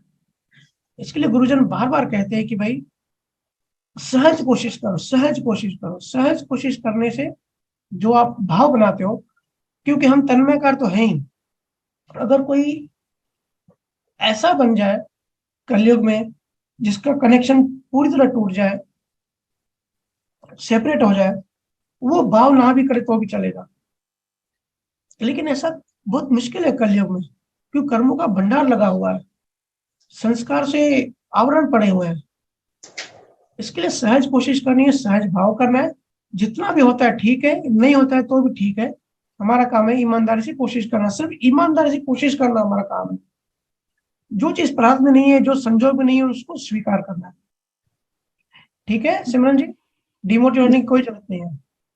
जी जी भैया। और भैया मेरा दूसरा क्वेश्चन ये था हम्म, कि जैसे किसी के पेरेंट्स एग्री नहीं होते, दो प्यार करते हैं और किसी के पेरेंट्स दोनों के एग्री नहीं हो रहे हैं, और हम्म, स्टिल बच्चे ये सोचते हैं कि हमको मैरिज करवा दो, और हम्म, उस वजह से सुसाइड कर रहे हैं, तो हम्म। वो क्या लेन देन है? पेरेंट्स मना कर रहे हैं तो वो तो एक्सेप्ट करना चाहिए ना, ट्रू लव है तो। देखो करना चाहिए नहीं करना चाहिए ये हम आम भाषा में बोलते हैं, लेकिन अगर किसी को सुसाइड करना है ना, तो कुछ भी निमित्त बन जाएगा। जैसे मैंने अभी थोड़ी देर पहले बताया ना कि सुसाइड कैसे जन्म होता है विचार का, फिर विचार पहला भाव कैसे जन्म लेता है, फिर उस भाव से विचार आता है, फिर उस भाव से लाखों भाव, उस विचार से एक विचार से लाखों भाव बनते हैं, फिर उस लाखों भाव से 1 करोड़ विचार बनते हैं, फिर उस 1 करोड़ विचार से 1 अरब भाव बनते हैं। ये साइकिल होती है। तो जब इसकी इंटेंसिटी बढ़ जाती है और बीज पैदा हो जाता है, तो वो सुसाइड तो पहले से लिखा होता है, लेकिन निमित्त कोई ना कोई बन जाता है। तो निमित्त तो ये तो रीजंस होते हैं। कभी कहीं कहीं लव मैरिज में माँ बाप बहुत ज्यादा स्ट्रिक्ट होते हैं तो वो भी मान जाते हैं, और कहीं कहीं सॉफ्ट होते हैं वो भी नहीं मानते हैं। ठीक है, तो ये उनकी मौत ऐसे होती होनी है, उनकी आखिरी श्वास ऐसी लिखी है और साथ में लिखी है। उनकी लेन देन आपस में कुछ ऐसी है कि वो साथ में ही आखिरी श्वास करेंगे या साथ में ही मरेंगे। तो ऐसा लिखा होता है, तो ये सब रीजन बन के आता है, माँ बाप निमित्त बन के आता है। उनको मानना चाहिए या नहीं मानना चाहिए ये तो उनको उनके हाथ में भी नहीं है। हमने बताया ना दुलिया का एग्जाम्पल जो आया था मुझे कॉल, कि लड़की चली गई है अपने प्रेमी के पास, तो उसके पापा को जो था अटैक आ गया। वो इतना डीप सदमा हुआ कि अटैक आ गया। तो वो लड़की बिल्कुल डिप्रेशन में चली गई, बिल्कुल सदमे में चली गई। वो खुद को गुनाहगार मान रही थी कि मेरी जैसे मेरे पापा की मौत हो गई। तो काफी मेहनत करनी पड़ी, काफी डीप समझाना पड़ा कि भाई तुम इतने बड़े नहीं हो कि तुम्हारे जैसे कोई जिंदा हो जाए, तुम्हारे जैसे कोई मर जाए। वो अलगोरिथम है, कुदरत की कैलकुलेशंस है, वो लिखा हुआ था, आप सिर्फ निमित्त बन गए। तो उस चक्कर में क्या हो रहा होता है ना, वो लड़की गिल्टी फील कर रही थी कि मेरी वजह से ये हुआ, मेरी वजह से पापा की मौत हुई, मैं दोषी हूँ। तो मैं दोषी हूँ ऐसा मैसेज दिया हमने कुदरत को, तो कुदरत बोलती है ठीक है भाई तुम दोषी हो तो ले लो सजा। फिर कैंसर पैदा होता है। इसलिए कोई भी गिल्टी फील ना करे, कर्ता भाव पैदा ना करे। तो ये सब कर्ता भाव है, पॉजिटिव वे में या नेगेटिव वे में। तो इससे हमारे कर्म बनते हैं जो कोई हमको ही नुकसान पहुंचाते हैं। सिंपल में, सहज में, बाहर जो होता है, जो उनको ठीक लगता है वो करते जाना है। अगर कुछ बात ना बने, नहीं हो, तो संजोगों को स्वीकार करना चाहिए। लास्ट वीक मेरे से किसी ने पूछा कि भैया डिप्रेशन इतना क्यों बढ़ रहा है, तो सिंपल सी बात है, संजोगों को स्वीकार नहीं कर पा रहे लोग। क्यों नहीं कर पा रहे हैं? क्योंकि ज्ञान नहीं है। लोग कुदरत से लड़ाई कर रहे हैं कि ये मुझे मिलना ही चाहिए, अगर नहीं लिखा है तो कहां से मिलेगा। अब नहीं लिखा है। अब एक लड़की को, एक मतलब कपल को 9 बच्चे पैदा हो गए लाइन से लड़कियां, वो जिद करके बैठे कि हमको लड़का ही चाहिए खुद का। तो इस चक्कर में बच्चे पैदा करते जा रहे हो, 9 लड़कियां आ गई, तो हर बार वो लड़की टूट जाती है कि भाई लड़का मुझे क्यों नहीं पैदा होता। तो उसको समझाया भाई सहज रहे, जो भी है कुदरत का गिफ्ट है, स्वीकार करो, स्वीकार करोगे दुख से बाहर आ जाओगे। जो है जैसा है हमारा कर्म है, हमने बनाया, हम भुगत रहे हैं। कोशिश करो अंदर की बाहर से कनेक्ट मत रहो, तन्मयकार मत रहो, जितना हो सके उसकी इंटेंसिटी कम करो। ये बहुत बड़ा फॉर्मूला है आज की दुनिया में, खास करके बच्चों के लिए, क्योंकि बच्चों को बहुत पढ़ाई तो कर लेते हैं लेकिन जिंदगी जीने का ढंग नहीं पता, तो लड़ाई करते हैं, मेरे को ये भी चाहिए, ये भी चाहिए, मेरे को वही लड़की चाहिए, वही लड़का चाहिए, मेरे को यही कंपनी में जॉब चाहिए। तो इससे क्या होता है ना, जो चीज नहीं मिलती तो बिल्कुल सहन शक्ति गायब, क्योंकि अज्ञान इतना है, हायर एक्सपेक्टेशंस है तो पूरी नहीं होती, तो सीधा डिप्रेशन में कि ये होना चाहिए था, क्यों नहीं हुआ। तो जब ज्ञान होगा, जब कर्मों की साइंस, इसके लिए मैं देखो मेरे जो सत्संग होते हैं ना, मोस्टली मैं कर्मों की बात करता हूँ, क्योंकि आज इसकी नीड है। कर्मों का सिद्धांत समझेंगे ना तो हम सहज स्वीकार कर लेंगे, जो मिल रहा है वो भी ठीक है, नहीं मिल रहा है तो भी ठीक है। तो अंदर से हम डिप्रेशन नहीं आएंगे, अंदर से हम जो विचलित हो रहे हैं ना, जो एक जिद पकड़ी है कि ये मुझे करना ही है, ये मुझे चाहिए ही चाहिए, वो जिद खत्म हो जाती है। और जिद खत्म हुई तो शांति आ जाती है। आखिर में इंसान को शांति तो चाहिए। जो भी हम भागदौड़ करते हैं क्यों करते हैं, कि आखिर में शांति से रात को नींद आए, आनंद बने, खुश रहे। तो ये जो पाने की जो हमारी दौड़ है, जो जिद है ना, ये ज्ञान से टूटती है। इसके लिए संत कहते हैं कि बार बार अपना ज्ञान अनुभव बढ़ाओ, जो भी है एक्सेप्ट करो, सहज कोशिश करो, मिलता है तो ठीक, नहीं मिलता है हमारे अकॉर्डिंग, हमारे हिसाब से दुनिया नहीं चलती है तो भी ठीक, स्वीकार करो भाई। लेकिन अंदर में अंडरस्टैंडिंग बढ़ाओ, अंदर में समझ बढ़ाओ, ज्ञान बढ़ाओ, और सहज भाव करो, वही ज्ञान दूसरों को शेयर करो। तो ज्ञान तो कुछ नुकसान नहीं है, ऐसा भाव भी किया शेयर करने का, दूसरा जिंदगी में अचीव नहीं भी कर पाए, चलो जिससे शादी करनी तो उससे शादी ना भी हो जाए, लेकिन जब किसी को ज्ञान देते हैं ना, किसी के चेहरे पे मुस्कुरा लाते हैं ना, तो वो बड़ा आनंद देता है, बड़ी खुशी देता है। तो सिर्फ स्वीकार करना है, कर्मों को समझना है और स्वीकार करना है।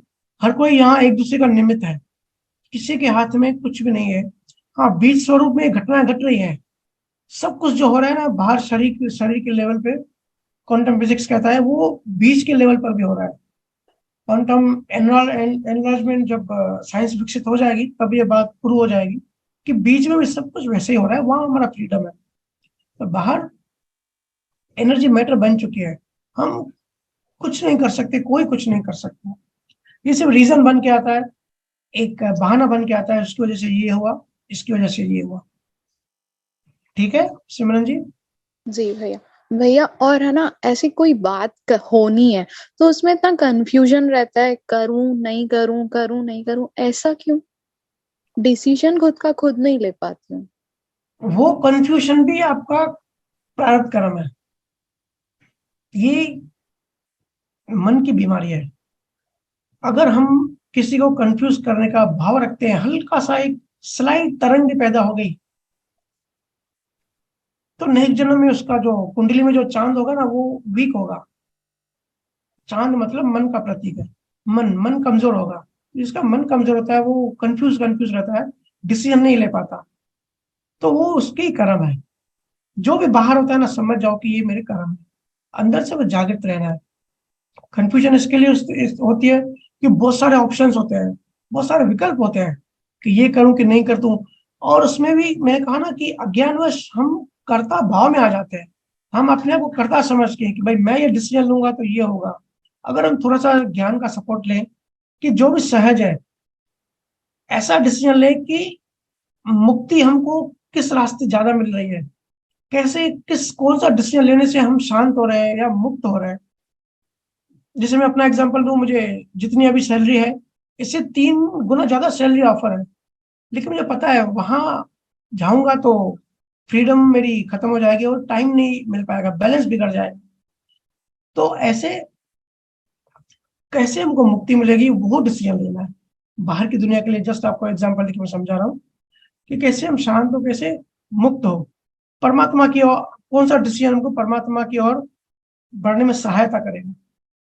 फिर भी कंफ्यूजन रहता है तो अंदर में इसको एक्सेप्ट करो कि ये कंफ्यूजन भी मेरा है, उसको भी देखो, उसको भी एंजॉय करो। कभी कभी कंफ्यूजन की स्थिति में बड़ा मजा आता है, उसको भी एंजॉय करो, उससे भी मस्ती करो, उसको भी देखो। मैंने कहा ना, दो हो, बाहर और अंदर, बट हम एक एक तन्मयकार इतना स्ट्रांगली तन्मयकार हो जाते हैं, अपने आप को एक ही मानते हैं। जितने भी दुनिया में जीनियस लोग हैं ना, इवन बिल गेट्स के भी इंटरव्यूज हैं, सब जीनियस एक बात कहते हैं कि जब भी कुछ होता है ना, मैं अपने आप से बात करता हूँ। तो अपने आप से बात करना मतलब हम दो हैं, ठीक है, मन और आत्मा। तो शरीर की लेवल तो अलग ही हो गई।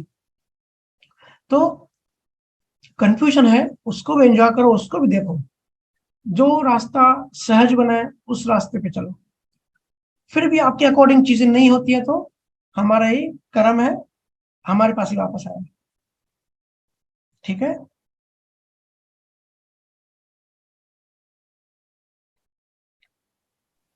दूसरा सवाल।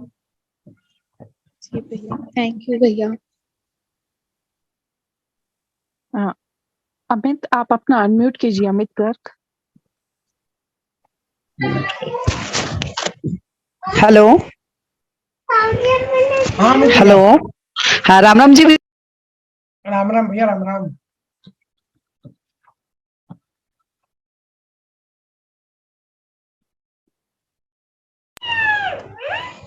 हेलो। हाँ अमित भैया बोलिए, आपकी आवाज आ रही है। हाँ, बीच बीच में भैया कट लग रही थी आवाज। भैया मैं ये कह रहा हूँ, मेरा एक क्वेश्चन है छोटा सा। ओके। उसमें ये है कि भैया, जैसे कि मैंने कई जनों से सुना भी है और बातचीत भी हुई है कि जैसे कोई भी देवी देवताओं से कुछ भी मांगता है हम्म। तो उनके वो पूरे होते हैं। मैंने देखा है अपने आंखों से, वो कुछ भी थे, वो जैसे उनको कुछ भी मन्नत करिए, कुछ भी करा। तो क्या देवी देवताओं को इस चीज की अथॉरिटी है, किसी की कुछ भी चीज पूरी कर दें? भैया पूरे ब्रह्मांड में, जी भैया। पूरे ब्रह्मांड में है, ब्रह्मांड मतलब बहुत मल्टी लेयर्स है, मल्टीवर्स है। किसी भी शक्ति को, ये सब ऊर्जा है, जितने भी हम देवी देवता कहते हैं ये सब शक्तियां हैं, ऊर्जा है। ठीक है। किसी को अपने तरह से कुछ भी करने का कोई भी फ्रीडम नहीं, नहीं है। बिल्कुल नहीं है। ये तो जो भैया चीज ये है ना, जैसे। हाँ वही आ रहा हूँ उस पे कि चीजें मन्नत मांगो तो चीजें मिल जाती हैं, मन्नत पूरी हो जाती है। बहुत लोग बालाजी मंदिर जाते हैं, वहाँ बाल कटा के आते हैं और कहते हैं हमारी मन्नत पूरी हो गई। या जी जी। मूर्तियों में, मंदिरों में जाके संसारी चीजें मांगते हैं। और बहुत सारे बाबा भी ऐसे दावा करते हैं कि भाई मेरे दरबार में आके इतने नारियल फोड़ो या ऐसे अनुष्ठान करो, कर्म कांड करो, आपकी इच्छा पूरी हो जी जाएगी। देखो ये सब जी। अज्ञान, सब अज्ञान वश है, क्योंकि कर्मों का नॉलेज नहीं है, सिद्धांत नहीं पता है, जी। अवेयरनेस नहीं है। हम क्यों फंसते हैं इन चमत्कारों में? क्योंकि अवेयरनेस नहीं है कि कौन सी चीज कैसे काम करती है। जैसे हमने सुना है कि जो भी चीज मिलती है, इवन छोटी से छोटी चीज, वो ऑलरेडी हमारे कर्मों में लिखा होता है। ऐसा नहीं है कि हमने किसी देवी देवता को खुश किया, खुश किया मतलब क्या, रिश्वत हो गई ना। ऐसे कैसे हो सकता है कि इतनी अलौकिक ऊर्जा हमारी छोटे से नारियल में खुश हो जाएगी? ये तो रिश्वत हो गई। तो ऐसा हाँ, नहीं, रिश्वत हो गई, सही बात है भी। ऐसा नहीं होता। वो हमको लिखा हुआ ही रहता है कि हमको वो चीज मिलनी ही होती है। तो ये सब बहाना बन जाता है, या ये सब निमित्त बन जाता है। फिर इससे क्या होता है ना, हमारी मान्यताएं गहरी बैठ जाती है कि हाँ इसकी, ये मंदिर में हमने पूजा की, इसके लिए हमको हम्म। ये चीज मिली। जी। देखो मंदिर जब बनाया गया ना, मूर्तियां जब बनाई गई ना, उनका उद्देश्य अलग था। पहले लोगों के मन इतने बड़े नहीं थे कि निराकार को प्रेम कर सके, निराकार में समा सके। मूर्तियां बनने जी। का उद्देश्य यही था कि अध्यात्म की ओर शुरुआत हो सके, परमात्मा की ओर बढ़ो। ये जो घंटी लगा देखते हैं ना, घंटियां होती है मंदिरों में, कि ये हम्म। जैसे घंटी है, ऐसे ही आवाज हमारे अंदर भी है, उस आवाज को सुन के परमात्मा के मंदिर में जाना है। तो मंदिर बनाने का उद्देश्य अलग था। लेकिन हम इंसान ना लालची है, हमारा मन बड़ा लालची है। हम मंदिरों में भी अपना संसार ढूंढ लेते हैं। मंदिर बनाए गए ताकि परमात्मा को याद कर पाए, परमात्मा के लिए भाव बन पाए और परमात्मा की तरफ आगे बढ़ सके। लेकिन वहां भी जाके हम संसार मांगते हैं कि हमको बीवी बच्चे दे दो, हमको एग्जाम में पास कर दो, हमारी दुकान चलने लगे। ये सब सब बेवकूफी की बातें हैं। जहां भी संसार मांगा, इवन अगर किसी ज्ञानी पुरुष, बड़े ज्ञानी के पास भी गए और संसार मांगा, तो बहुत छोटी बात कर दी। जो मिलना है वही आपने मांग लिया। जो तो लिखा है सब कर्मों के हिसाब से मिलता है। कर्मों से चीज मिलती है, कर्मों से चीज छीनती है। बिना कर्म कोई 1 इंच भी नहीं चल सकता इस ब्रह्मांड में। ये जितनी ऊर्जा है ना भैया, ये जितने भी देवी देवता है, ये एक्चुअली सीड्स है। ये एक पद है, जैसे प्रधानमंत्री का पद होता है ना, प्रधानमंत्री नरेंद्र मोदी इंडिविजुअल है, वो चेंज होता रहेगा, लेकिन वो सीट वही रहेगी। ऐसे ही ब्रह्मांड के मैनेजमेंट के लिए, जो सूक्ष्म मैनेजमेंट होता है, उसके लिए सब देवी देवता अलग अलग नाम से पूरे ब्रह्मांड में, ये अपना इन सबका एक अलग अलग रोल है, इनकी एक ड्यूटी है, इनके हाथ में कुछ भी नहीं है। ठीक है, सबको नमस्कार है, सबको नमस्कार करते हैं, सबकी रेस्पेक्ट है, क्योंकि वो ऊर्जा है। ठीक है, लेकिन वो भी अपने अपने कर्मों से वहां है, और ये भी लाखों सालों में चेंज होते रहते हैं। फिर वो भी वेट करते हैं कि हम, हमारा टाइम कब चेंज हो जाए कि हम भी ह्यूमन बीइंग जाके बने, जिसमें कि पुरुषार्थ करने की शक्ति हो, जो मोक्ष की ओर आगे बढ़ सकता है। इसके लिए सुखराम जी महाराज ने भी मानव तन की इतनी महिमा बताई है। तो वो भी इंतजार करते हैं कि हमारा टाइम खत्म हो, चाहे इंद्र हो, चाहे ध्रुव हो, चाहे कोई भी हो, हमारा वो जो ड्यूटी मिली है, जो रोल मिला है, वो जितने टाइम के लिए मिला है, वो खत्म हो, इंसान बने, फिर हम मोक्ष की ओर आगे बढ़े। बुद्ध और महावीर की के लिए कहा जाता है कि जब उनको ज्ञान हुआ, तो सारे देवी देवताओं ने उनको हाथ जोड़ने आ गए, और जो भी धरती पे या कहीं भी ज्ञानी पुरुष होता है ना, वो सब आ जाते हैं हाथ जोड़ने, रिस्पेक्ट करने। लेकिन उनकी पूजा करो और उन्होंने कुछ दे दिया, या उनकी पूजा ना करो तो उन्होंने कुछ छीन लिया, ऐसा कुछ नहीं होता। वो सब निमित्त बनता है। अब बहुत सारे लोग कहते हैं कि भैया हमने कोई तकलीफ थी तो राम नाम सिमरन चालू कर दिया, तो तकलीफ हमारी दूर हो गई, और कोई चीज हमको नहीं मिल रही थी, वो चीज हमको मिल गई। अरे भाई, राम नाम सिर्फ एक निमित्त बन गया, वो तो आपको होना ही था। आपकी बीमारी का टाइम खत्म हो गया। मैंने कहा ना, हर जिसे भाव की इंटेंसिटी और लॉन्गिटिविटी होती है, कि वो भाव कितना बड़ा है, उसके हिसाब से जो प्रारब्ध कर्म बनता है, जो पीड़ा बनती है, उसका भी टाइम होता है, और हर कर्म की एक्सपायरी डेट होती है, और हर बीमारी की, हर पीड़ा की, हर इंसान की, हर चीज की एक्सपायरी डेट होती है। तो जब उस पेन का, उस दुख का जब वो एक्सपायरी डेट आती है, तो वो निमित्त कुछ भी बन जाता है कर्मों के हिसाब से। तो ऐसा नहीं है कि भाई गुरु के पास गए और गुरु के दर्शन कर लिए तो बीमारी उतर गई, बीमारी ठीक। हाँ, गुरु कृपा होती है, ब्लेसिंग होती है, ऑरा होती है, वो बिल्कुल डिफरेंट बात है, वो अलग चीज है। लेकिन कोई चीजें मिल गई, और खास करके संसारी चीजें मिल गई, तो ये सब आडंबरों से बचना चाहिए।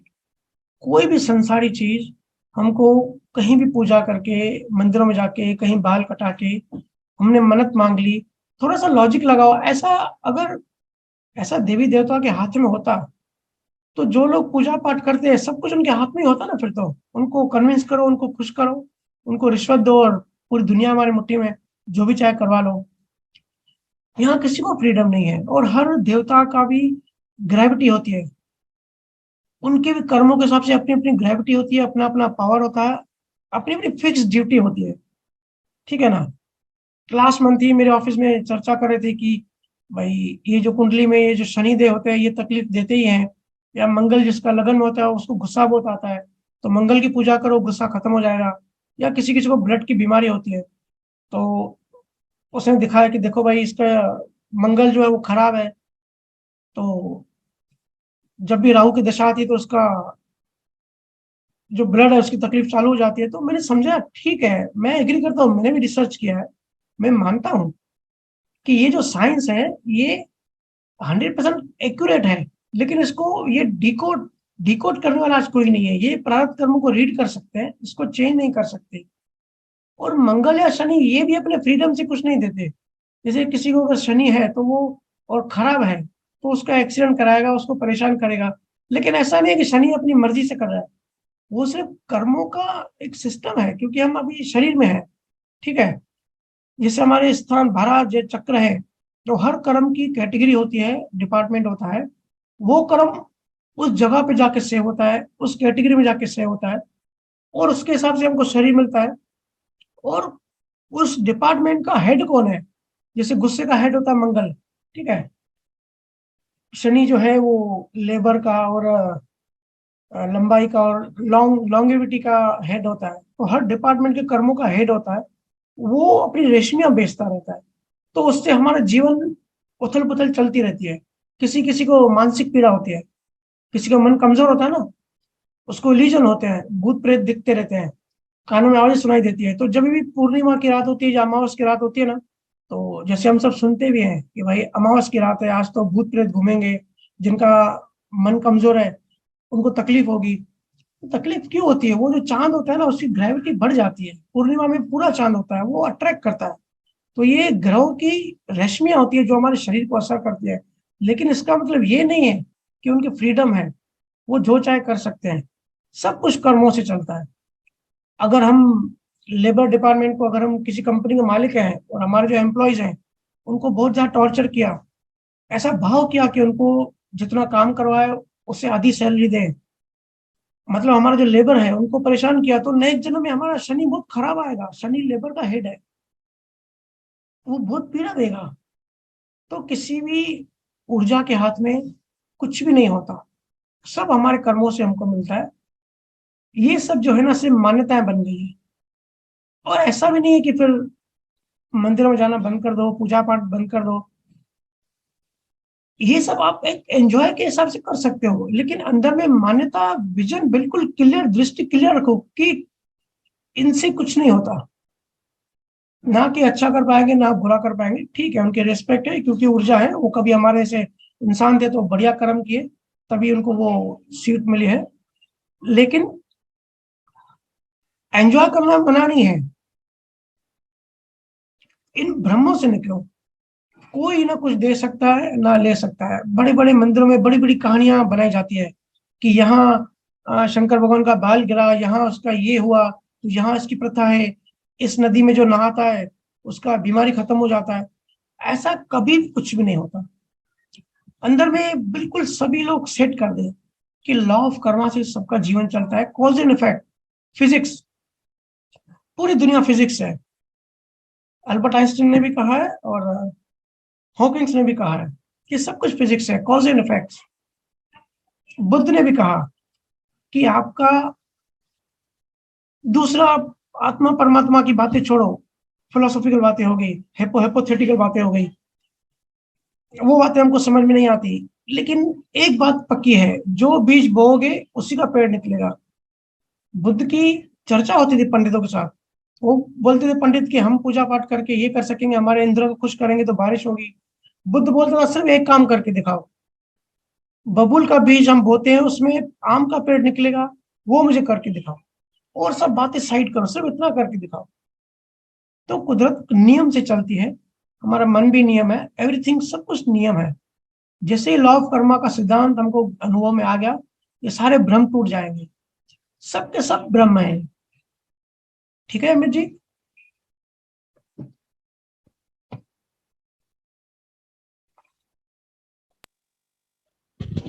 हेलो।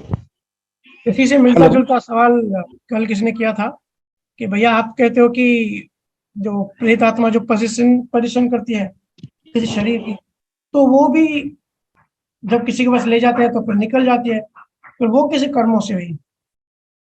अरे भाई पहली बात तो 90% केसेस में सिजोफ्रेनिया बीमारी होती है, प्रेत आत्मा नहीं होती, बीमारी होती है। और ये बीमारी आपने देखी होगी गांव में ज्यादा होती है। ये जो भूत प्रेत के मामले हैं ना, आप देखो गांव में, गांव की जो लेडीज होती है ना उनमें ज्यादा होती है। ऐसा क्यों होता है? क्योंकि आज भी हिंदुस्तान में, आज वुमेन्स डे है, महिलाओं को क्या होता है ना, दबा के रखा जाता है हिंदुस्तान में, हमारे इवन शहरों में भी महिलाओं की, क्योंकि हम सब ऊर्जा है, हम सब अंदर में ऊर्जा है। जैसे हम जेंट्स है ना, हम घर के बाहर जाते हैं, ऑफिस जाते हैं, घर जाते हैं, गाली गलौज करते हैं, दोस्तों का मस्ती करते हैं, तो हमारी जो सप्रेस्ड ऊर्जा है वो बाहर निकल जाती है। लेकिन महिलाओं को ना बहुत ऐसे रखा जाता है कि डू एंड डोंट्स, घर पे रहो, किसी ज्यादा बात मत करो, बाहर मत निकलो। तो रोज रोज रोज रोज दबाते दबाते एनर्जी अंदर दबती जाती है। ठीक है, वो गांव में तो खास करके। अब वो ऊर्जा बाहर निकलना चाहती है, ऊर्जा मतलब वो जम मारना चाहती है बाहर। तो दब दब के वो इतनी सप्रेस हो जाती है ऊर्जा, तो वो इसी तरीके से बाहर निकलती है। वो उसको खुद को भी नहीं पता पड़ता, वो जो झूलते हैं ना जोर जोर से, एक्चुअली वो बीमारी बन जाती है मन की। उसको वो ऊर्जा ऊर्जा बाहर निकल रही है और कुछ नहीं हो रहा है। शहरों में तो महिलाएं ठीक है, अभी जैसे आज होली है, या 2-3 दिन से हम सब व्हाट्सएप पे वीडियोस भी देख रहे हैं कि नाच गाना हो रहा है, डीजे डांस हो रहा है होली के नाम पे, या शहरों में ऑफिस में पार्टीज वगैरह होती है, तो महिलाएं भी नाचती हैं और पुरुष भी नाचते हैं। तो एक्चुअली वो नाचना क्या होता है, जोर जोर से जो नाचते हैं, एक्चुअली वो होता क्या उनके अंदर?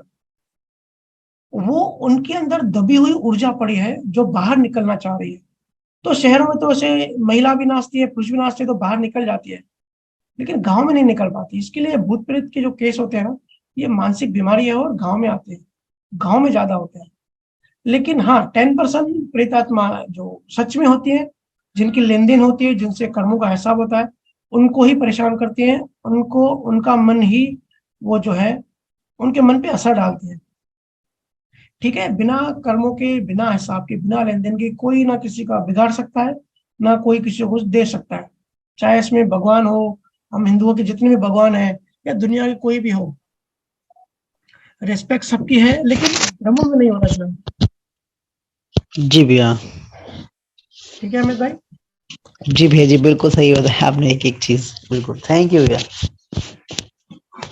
जी धन्यवाद। विराम दे सत्संग को अभी। जी भैया। आप सभी का बहुत बहुत धन्यवाद। हैप्पी होली, सब एंजॉय करें। थैंक यू भैया। अभी मिलते हैं नेक्स्ट बुधवार। मस्त रहो, खुश रहो, हेल्दी रहो। सबको राम राम। राम राम भैया।